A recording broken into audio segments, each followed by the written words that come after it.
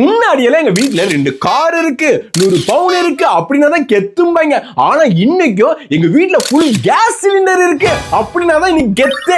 அந்த அளவுக்கு நம்மளை கொண்டு வந்து நிறுத்திட்டாங்க. ஒன்றிய அரசை கேட்டா இந்தியா வல்லரசு ஆயிடுச்சு, உலகமே நம்மளை பார்த்து வியக்குதுங்கிறாங்க. அப்புறம் ஏன்டா கேஸ் தட்டுப்பாடு அப்படின்னு கேட்டா ஈரான்ல குண்டு வெடிக்குதுங்கிறாங்க. இதுல நம்ம வல்லரசு அவனுக்கு சண்டை என்னைக்கு ஓயிறது, நமக்கு கேஸ் பற்றாக்குறை என்னைக்கு தீர்றது. விஸ்வகுரு டிஜிட்டல் இந்தியா பில்டப்லாம் கொடுத்துட்டு இன்னைக்கு நம்மள விறகு பொறுக்க வச்சுட்டாங்க.